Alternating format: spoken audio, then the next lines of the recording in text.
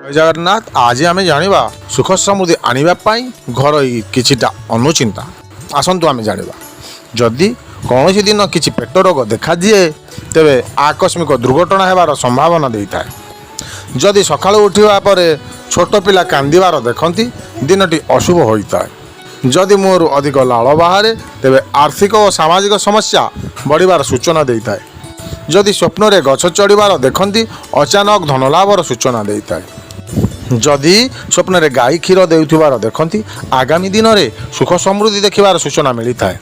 घर छात उपरे काऊ बा पेचा उच्च स्वर राबंती तेबे अशुभ घटना घटिबार सूचना मिलता है। जदि दुर्भाग्य लगी रोची तेबे गोटे लेंबू को 7 थर मुंड उपरे बुलाई 2 फाड़ करी छक पाखरे 2 दिग को फोपाड़ी देवा द्वारा मंगलकारी होता है। जदि व्यवसाय क्षति होउची तेबे काच बोतल रे सोरिष तेल भर्ती करी नदी रे प्रवाहित कर दिंतु।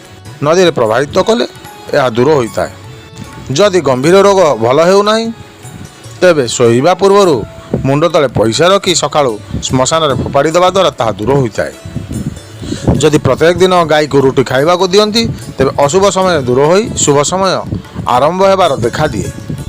जदि दिन रे खाइबा समय रे झिटिपिटी शब्द सुना जाए शुभ खबर मिलिबार सूचक देता है। कौन सी दिन धर्म पुस्तक मिल जाए आगामी दिन में शुभ समय आगमन होता है। पूजा करने समय दीप लिभिगले अशुभ घटना घटवार सूचना मिलता है। पूजा करने समय पूजा थाली हाथों खसी पड़े तेरे संकट आसबार सूचक होता है। घर बाहर समय हठात किसी जिनिस भूलिबार मन पड़ जाए शुभ समय आगमन होता है। कौन सी दिन चढ़ई मुंड उपर मलत्याग करे से दिन ठारू गरीब शेष हो शुभ समय आसबार संकेत होता है। कौन सी जगह को जीवा बेले गुड़ देखती अधिक लाभ होबार सूचना मिलता है।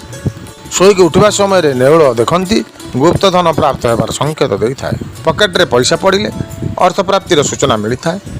खराब समय चली बेले झिंटिकार शब्द शुणिले भल समय आसबार सूचना मिलता है। जदि घर कौन सी जगार उई लगी जाए बा मऊमाछी बसा बांधे तेरे घर मुख्य लोकों अशुभ पड़िबार सूचना देता है। आज आपण मानक मु केते गुडा संकेत बा अनुचिंता कहली या मानि चलंतु बहुत भलरे दिन कटिबो। रहुछि। जय जगन्नाथ जय जगन्नाथ।